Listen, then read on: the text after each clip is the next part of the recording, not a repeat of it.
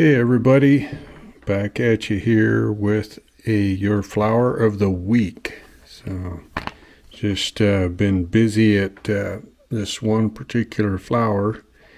Been doing on this TCAA saddle, so thought it would be a good opportunity to do some of the different things that I'm doing on this flower. So here we go. Let me just sketch this up.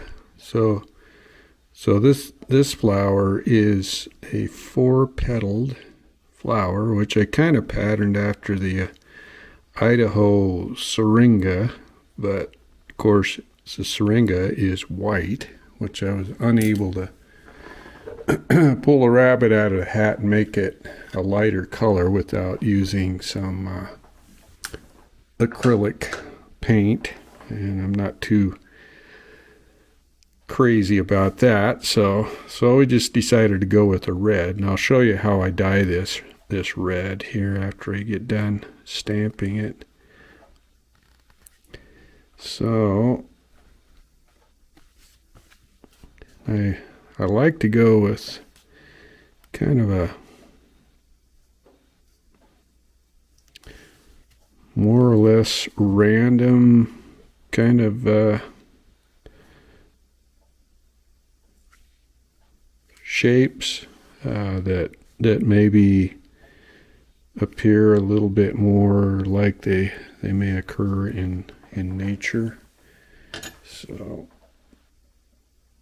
all right, let's put some ballast on here.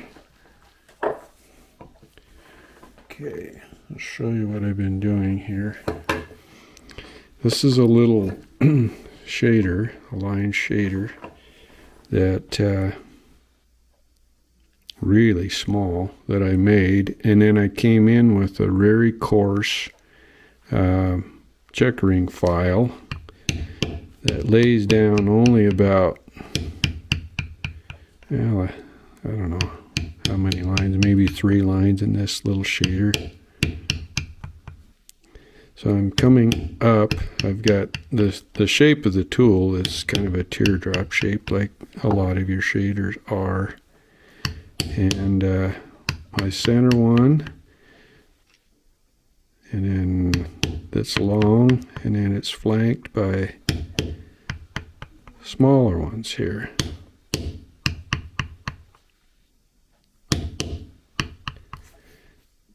And the curvature of the shading, of course, respects the form of the curvature of the petal.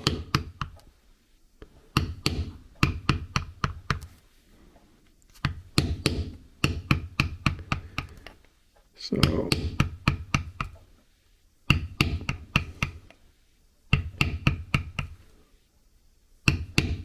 I'm just coming up to a lightly scribed line that I've got for the center.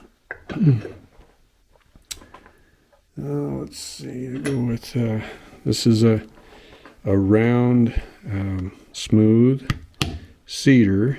This is a no-name tool. I have no idea where I wound up with this. Had it laying around here for quite a while. I use it more and more these days because I'm using it for these more of these flower centers, and also for the pebbled background that you've seen me do. So what I'm trying to do, I'm not always successful at it, but I go in a circular fashion, and I don't try to make it a perfect circle. And then I go in pretty heavy on that outside one, and then try to make it lighter, back off a little bit on the center ones, which creates a little bit of a crown, if you will, in the center of the flower. So this is my petal stop that also serves as a bit of a undercut beveler.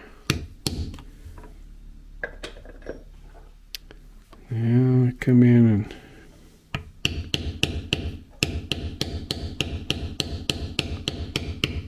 bevel my bob-eared checkered beveler.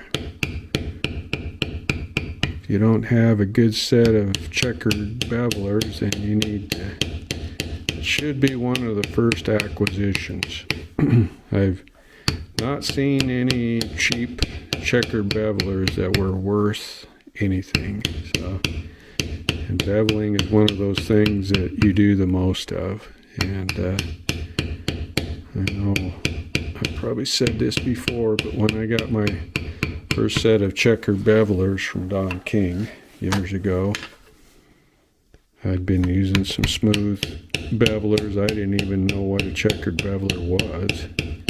I think I got a set of 2 or 3 from him, and immediately liked the work I was doing better. Okay, now the shading.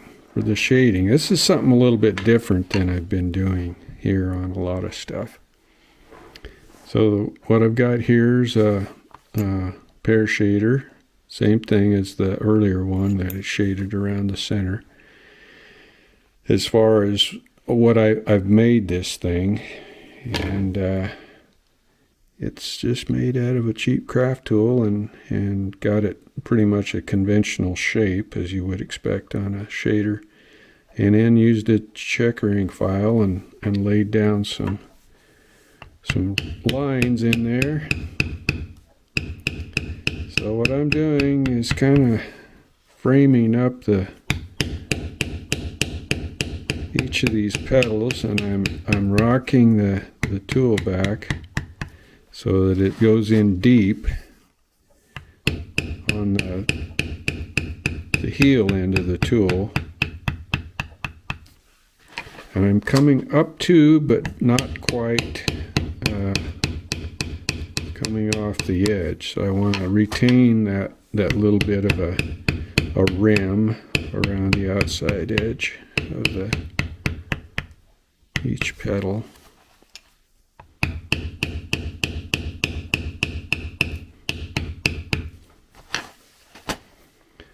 This is not easy to do. With kind of have to have the to rotate my leather in order to be able to see what I'm doing here, because I'm not following a real crisp line, not a cut line anyway.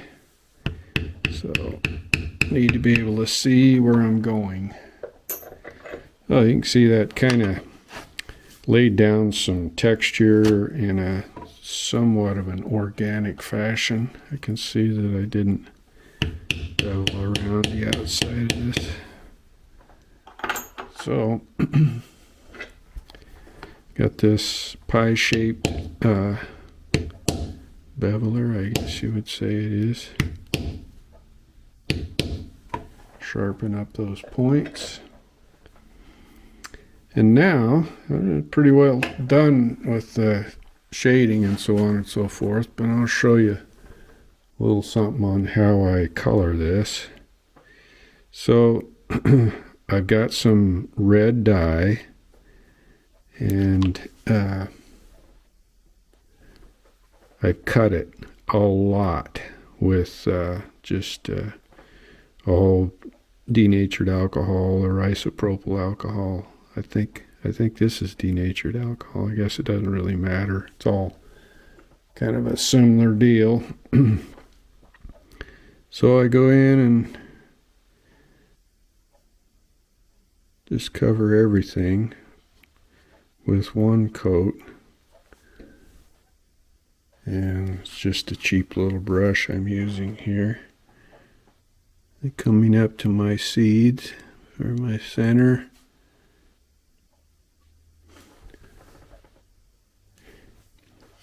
And what you'll want to do, I don't have a formula as far as, I say I cut this dye.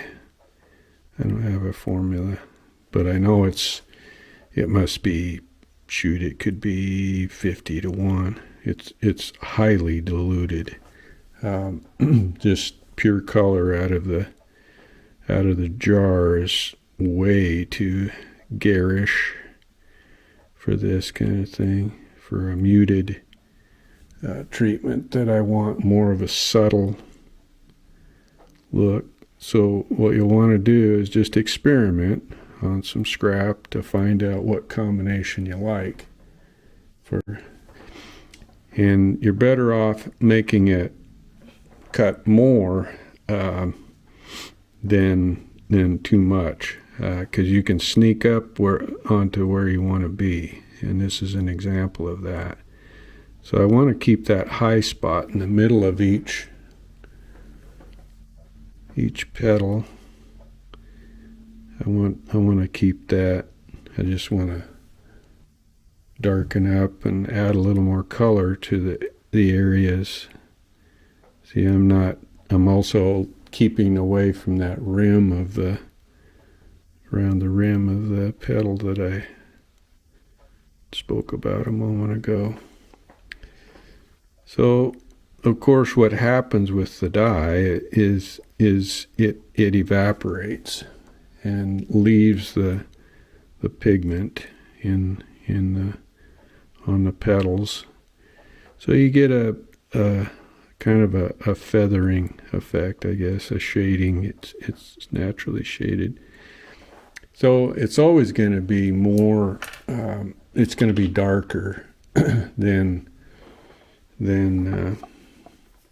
what it will be when the liquid, the alcohol evaporates. This is all going to lighten up by quite a bit. So you just need to spend enough time at it so that you can practicing and playing around with it and stuff. So see if you can arrive at an effect that you like. So what I did here was I just took, now this is one thing I did do. This is straight out of the bottle for Beveling's yellow.